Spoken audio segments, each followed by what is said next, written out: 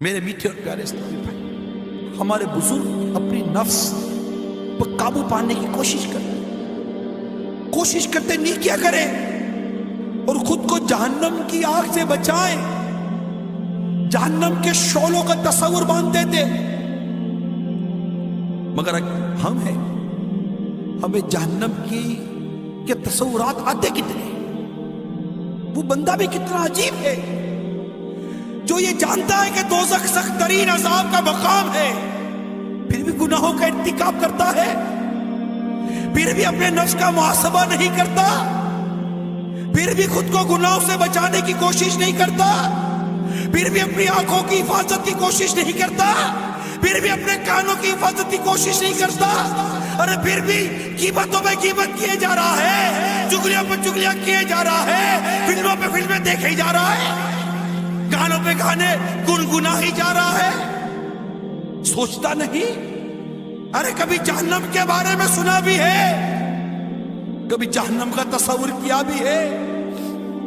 سنو، اگر جہنم کو سوئی کی نوک کے برابر کھول دیا جائے تو اس کی تپش و بدبو سے ساری مخلوق ہلاک ہو جائے۔ اہل جہنم کا جو مشروب پینے کے لیے دیا جائے گا، اہل جہنم کو جو مشروب پینے کے لیے دیا جائے گا وہ اس قدر خطرناک ہے کہ اگر اس کا ایک ڈول دنیا میں بہا دیا جائے تو دنیا کی تمام کھیتیاں برباد ہو جائیں، نہ اناج اگے نہ پھل۔ کبھی سوچا؟ جہنم کا تصور کیا؟ جہنم کے سانپ اور بچھو بے حد خوفناک ہیں، حدیث شریف میں ہے جہنم میں عجمی اونٹوں کی گردن کی مثل بڑے بڑے سانپ ہوں گے جو دوزخیوں کو ڈستے ہوں گے، وہ ایسے زہریلے ہوں گے کہ اگر ایک مرتبہ کاٹ لیں گے تو 40 سال تک ان کے زہر کی تکلیف نہیں جائے گی، اور لگام لگائے ہوئے کھچروں کے برابر بڑے بڑے بچھو جہنمیوں کو ڈنک مارتے رہیں گے، ایک بار ڈنک مارنے کی تکلیف 40 سال تک باقی رہے گی۔ ترمذی کی روایت میں ہے جہنم میں سعود نامی آگ کا ایک پہاڑ ہے جس کی بلندی 70 برس کی راہ ہے، کافر جہنمیوں کو اس پر چڑھایا جائے گا، 70 برس میں وہ اس بلندی پر پہنچیں گے، پھر اوپر سے انہیں گرایا جائے گا تو 70 برس میں وہ نیچے پہنچیں گے، اسی طرح ان کو عذاب دیا جائے گا۔ جہنم کے ایسے ایسے خوفناک عذاب کا تذکرہ سننے کے باوجود بھی جو گناہوں سے باز نہ آئے اس پر واقعی تعجب ہے، جو خیال نہ کرے، سوچے نہیں۔ بے باکی، ارے بے باکی کیسے بے باکی؟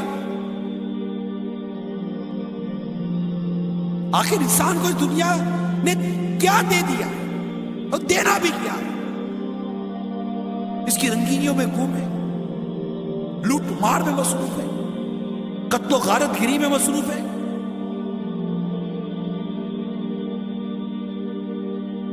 حلال حرام کی کوئی تمیز نہیں، جو آتا ہے کھا لیتے، لذیذ غذائیں مزے لے کر کھانے والوں،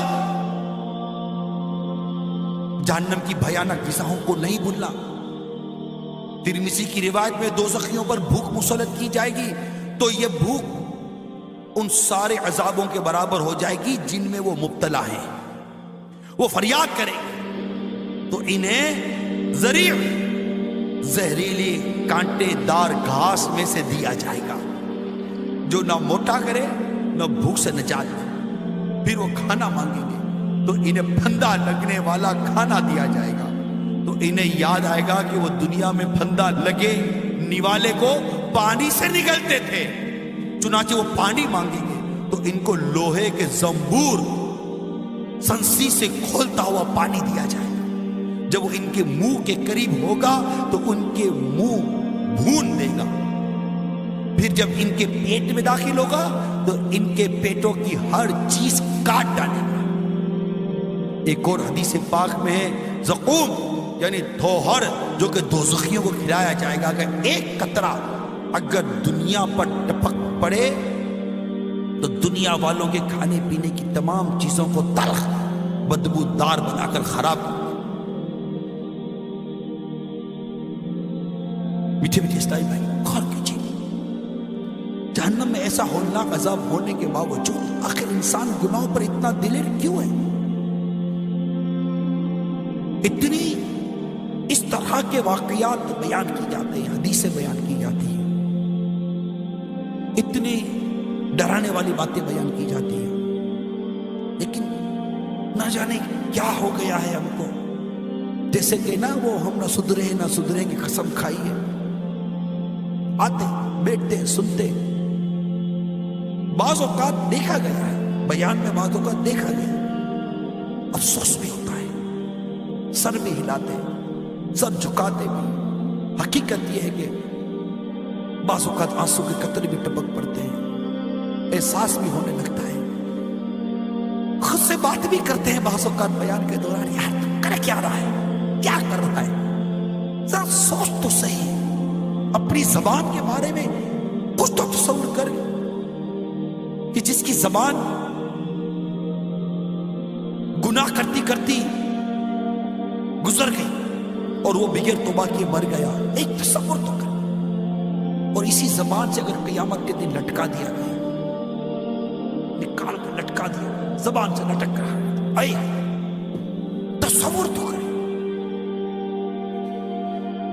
جن آنکھوں سے بدنگاہی کی، جہنم کی آگ کی سلائی ان آنکھ میں ڈال کر کھچ سے نکال دی جائے. تصور کرنا، ارے جو کم سے کم جو تصور کیا جا سکتا کرے، کیا تصور کریں گے؟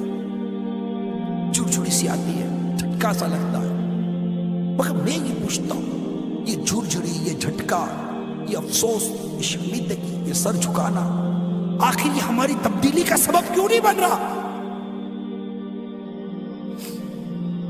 آخر ہم کب سدھریں گے؟ آخر اب کب بدلیں گے؟ آخر ہمارے گھروں کا ماحول گناہوں سے پاک کب ہوگا؟ کب ہمارے گھروں میں گانے باجے موسیقی کی آوازیں بند ہوگی؟ کب ہمارے گھروں میں بچوں سے لے کر بڑوں تک سارے کے سارے نمازی بنیں گے؟ ارے کب ہمارے گھر کی عورتیں شرعی پردہ کریں گی، مدنی برقع پہنیں گی؟ کب ہمارے بچے نمازی ہوں گے؟ کب؟ ذرا سوچیے.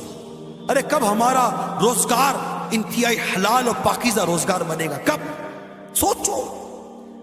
ارے کب فلمیں ڈرامے دیکھنا بند کرو گے؟ سوچو. کب شراب چھوڑو گے؟ سوچو. کب؟ دنیا کی محبت، دنیا کی رنگینی، دنیا کی چاہت، دنیا کا مال دولت، عیش و آرام، شہرت طلب، ارے تو نے منصب بھی کوئی پایا تو کیا، قصر عالی شان بنوایا تو کیا. ارے کتنی موت کی خبریں سنتے رہتے ہیں.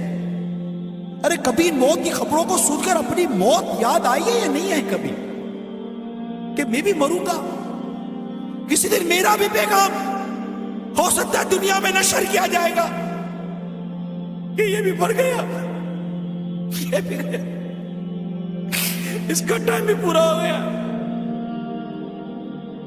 فلاں دن فلاں نماز کے بعد اس کا بھی نماز جنازہ ہے. کیسے؟ بس مر گیا.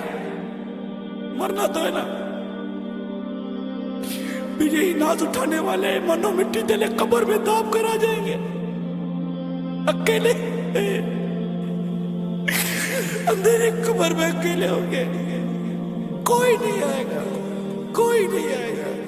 ماں باپ بھی نہیں ہوں گے، بیوی بچے بھی نہیں ہوں گے، دوست یار بھی نہیں ہوں گے، کوئی بھی نہیں ہوگا. اے لوگوں میں رہ کر قبر کو بھولنے والوں، اس قبر کو یاد کرو جس میں تنہا رہنا. یہ نہیں ہو سکتا کہ ہماری قبر میں کوئی لائٹ جلائی جائے گی. یہ نہیں ہو سکتا کہ ہماری قبر میں کوئی روشن دان نکال دی جائے گی، کوئی ہوا کا انتظام اندر میں اسپیشل کیا جائے گا، کوئی اندر میں بستر لگا دیا جائے گا، کوئی اہتمام کیا جائے گا. نہیں ہوگا. ہمارے کپڑے الماری میں لٹکتے رہ جائیں گے، وہی اندر پڑے رہ جائیں گے، وہی باہر سے کپڑ لا کر پہنا دیں گے، وہی گلا ہوگا، وہی جو سب کے ساتھ ہو رہا ہے وہی ہوگا. کیا ہوگا؟ ساری یہ رونقوں